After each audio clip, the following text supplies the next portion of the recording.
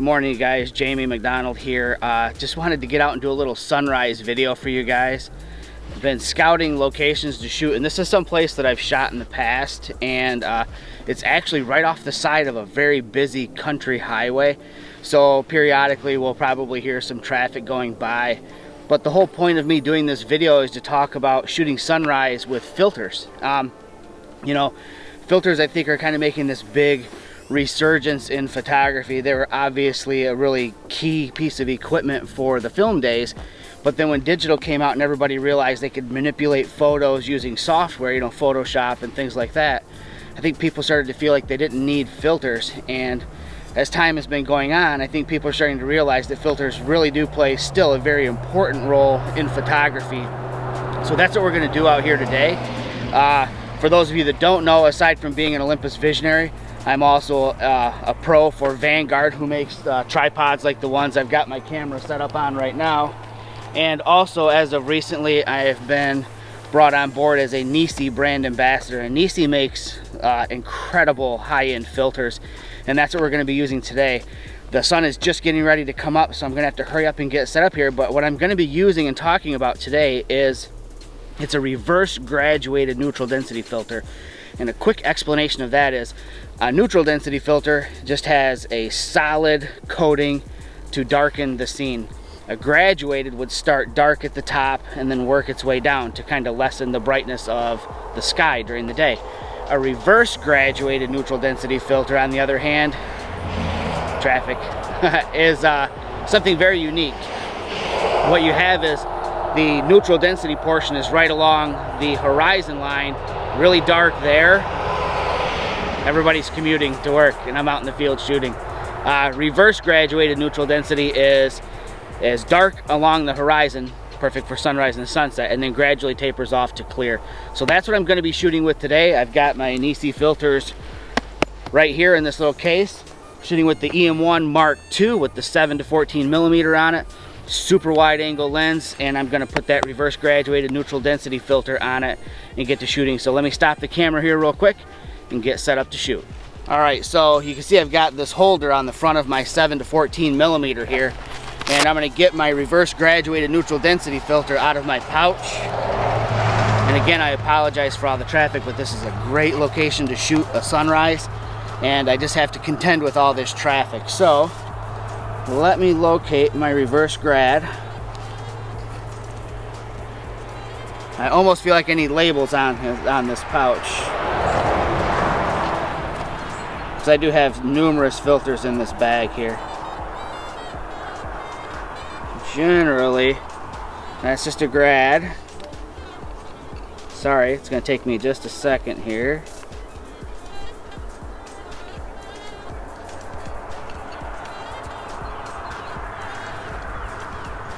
There we go. So reverse graduated neutral density filter. I don't know how well this will show up, but this is darker along the horizon than it is further up at the top, so it tapers as it goes up. The way the filters work is, let me get on the other side here.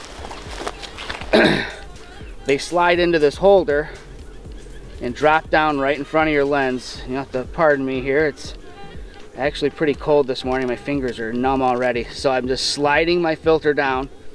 And then when I turn the camera on with live view, I'll be able to see where the dark on the horizon is located with the filter. And if I need to adjust it, I can slide the glass up and down. So let me turn my camera on. And I'm at ISO 200, which is the base ISO on the EM1 Mark II. I'm going to flip on live view so I can actually see. And I don't know that if it'll show up with the lens I've got on the camera recording the video or not. Probably not with so much detail, but what we've got here is we can see the dark in the sky, and I'm going to bring that down so that we get the darkest spot right on the horizon, which is a little tricky because I'm working with rolling hills here. But I've got it situated so it's right at the crest of that hill where the sun is going to come up. Settings for the camera, this is something that I shoot sunsets quite a bit and sunrises, and because they're always changing, they're always variable, I'm constantly dancing around with different settings. So while I might shoot off like in full manual mode, and because I'm using live view on an OMD here, I can see what all my adjustments are doing, and then I'll just start adjusting settings based on that.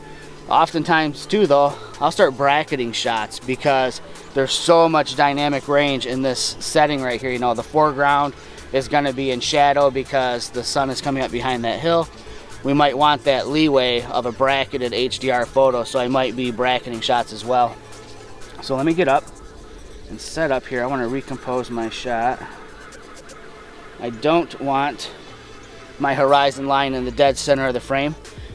You always hear about rule of thirds. You know, I'm just going to follow along and practice, you know, that rule right there. Although it's not set in stone, you can break it, especially if you want to get like a really cool symmetrical minimalistic look.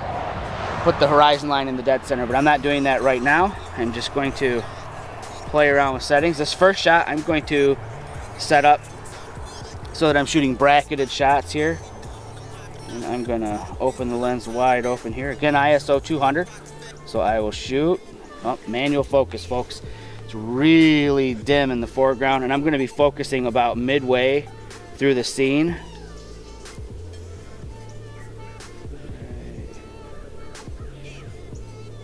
There we go.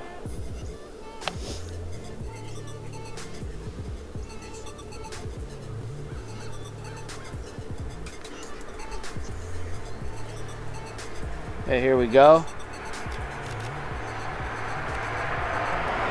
So 3 frames at 2 exposure values each for that bracketed shot.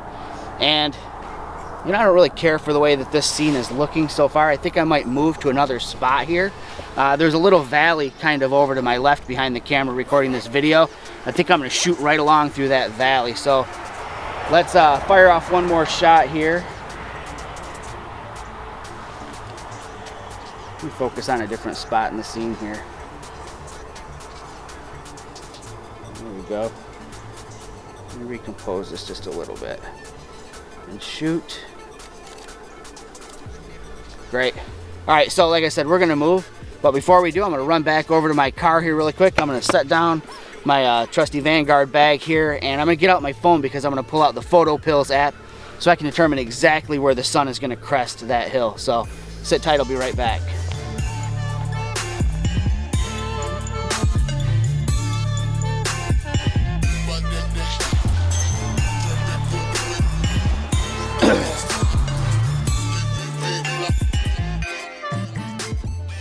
Guys, so I had to switch up cameras here. Excuse me.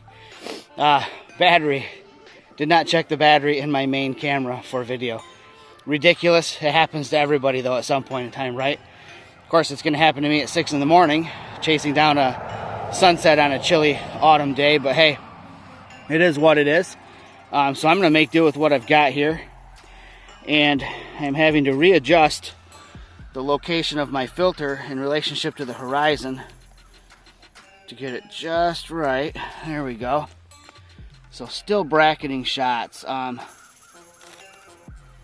it's funny because I'm recording this video while shooting, more worried about the video not paying attention to the shot that I'm taking, and I've got the camera in the shot, or my phone rather. All right, so let me take one more here. All right. Now, this is not exactly an exciting sunrise because, aside from all the crows, we don't really have any clouds in the sky, so it's going to be pretty mundane. Not even really much of an orange glow, so this is going to be one of those images that in post gets a lot of work from me to make do with what I've got out here. So I guess I'll wrap it up as far as shooting out here in the field is concerned, and then we'll get back home and I'll go over the post-processing of the images that I shot today. Drove out here about 35 minutes to get to this spot for 2 photos. But you know, it's worth it as far as I'm concerned. Just a quick look at the setup here. So I've got a filter holder on the 7-14, which is on my EM1 Mark II.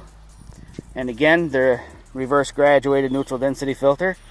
Hard to make out, I know, but it is darker right through here and gets lighter as it goes up. You can see it's pretty light up here at the top.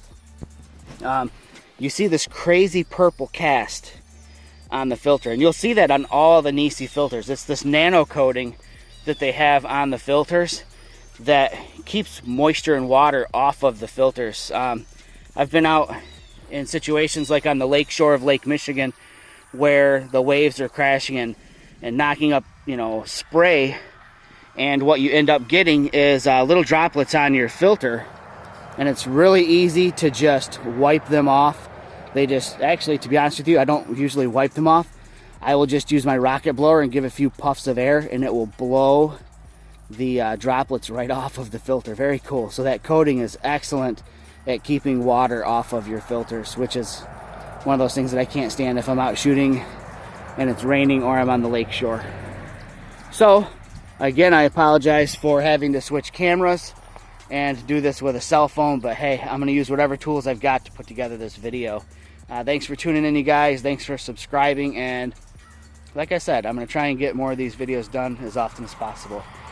Talk to you guys later. Get out there and go shoot. The weather's great, you should be out shooting. If it's not great, you should be out shooting. Talk to you later. One last thing I want to talk about, doing things differently. So I was getting ready to pack it up and decided to try something a little different than the norm. And I'm interrupted by these sandhill cranes flying by. I love sandhill cranes. They're awesome. They're like dinosaurs. Anyways, so again, something different. So what I was thinking was, why not, because I was doing bracketed shots, and this camera can do this crazy like 80 megapixel high res mode, why not bracket the high res mode? So that's exactly what I'm doing here. So I switched over to the high res mode, and I took a single shot at 0 exposure compensation, and I just did one with -1 EV, and now I'm going to switch over and go to +1 EV if I can get focus here. +1. We'll fire that shot off. So I'm going to have 3 of these 80 megapixel shots that I will stack together, merge to an HDR that'll just be ridiculous in the amount of information stored within that file. It's going to be pretty cool. And as you can tell, I changed up my composition quite a bit. I'm actually nearly on the ground. It's one of the things I love about this this Vanguard tripod that I'm using here. So this is the new Alta line of tripods. It's carbon fiber. It's got this really slick column here, this column arrangement that allows you to just get right down level. I could flip it actually upside down if I want, but for those curious, it's the Alta Pro 2 Plus 263 CT carbon fiber. Pretty rad setup. Lets me get right down on the ground.